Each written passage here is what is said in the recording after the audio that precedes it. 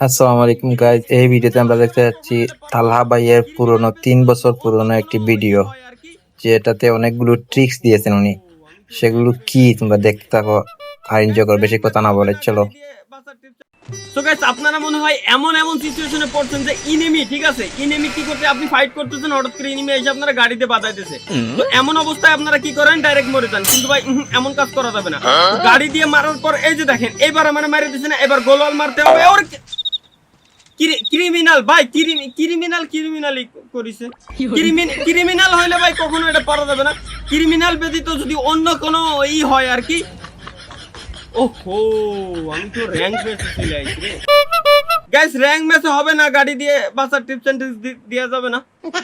ক্লাসিকই হবে ভাই, বুঝছেন? ক্লাসিকই একের লবি যখন পড়ে তখন হবে।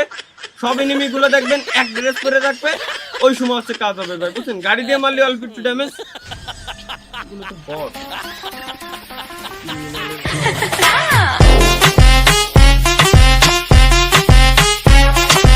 সো গাইস, আজকে আমি আপনাদেরকে শেখাবো যে কিভাবে ডেঞ্জারের ভিতরে গাড়ি চালাতে হয়, এবং ওই গাড়ি চালানো অবস্থায় দেখেন আগে ইনিমিটারে কমপ্লিট করে দিলাম। তো ইনিমির ভিতরে ইনিমির যেহেতু মেরে লাগিয়েছে, এই ভাই কপাল কি ডেঞ্জারের জায়গায় পড়ছে। সো গাইস, এখন আমি আপনাদেরকে শেখাবো যে ডেঞ্জারের ভিতরে কিভাবে আপনারা গাড়ি নিয়ে চলাফেরা করবেন। ডেঞ্জারের ভিতরে গাড়ি নিয়ে চলাফেরা করলে কিভাবে আপনারা মরবেন না। পিছনে একটা মেরে রাখছি, এটার আগে কমপ্লিট করে নি। তো এখন আমি আপনাদেরকে শেখাইতে যাচ্ছি যে ডেঞ্জারের ভিতরে যখন আপনারা গাড়ি চালাবেন, গাড়ি ঠিকই চালাবেন, কিন্তু গাড়ি চালানো অবস্থায় আপনাকে ইনিমি মারতে পারবে না, বা ডেঞ্জার আপনাকে কোনো ক্ষতি করতে পারবে না, ডেঞ্জার আপনার গায়ে একটা আঁচড়ও দিতে পারবে না। তো চলেন আমরা গাড়ি চালানো শুরু করছি। এখন গাইস, আপনারা দেখেন গাড়ি চালালে সবসময় একা বেকা সাপের মতো যেতে হবে, একা বেকা সাপের মতো।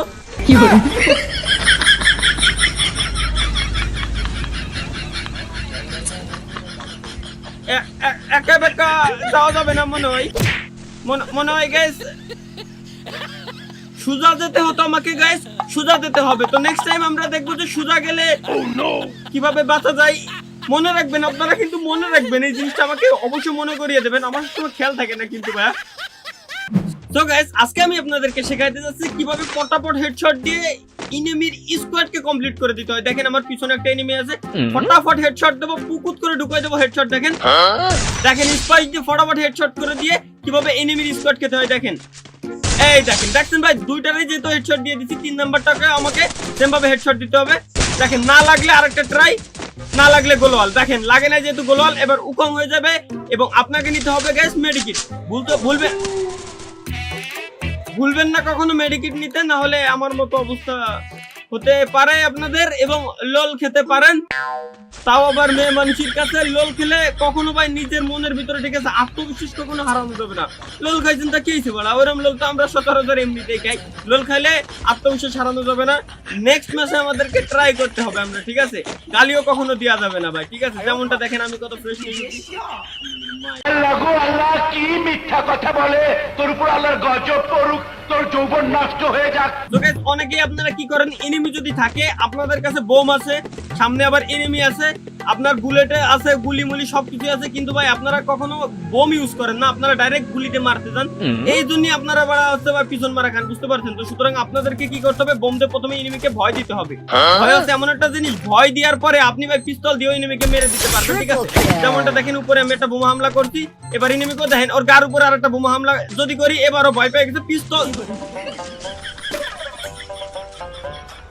কপাল। তালহা ভাইয়ের ট্রিক্স গুলো তোমাদের কেমন লাগছে কমেন্টে জানিয়ে যাবে প্লিজ, আর চ্যানেলটা সাবস্ক্রাইব করে সাথে থাকবে, লাইক শেয়ার করতে ভুলবে না।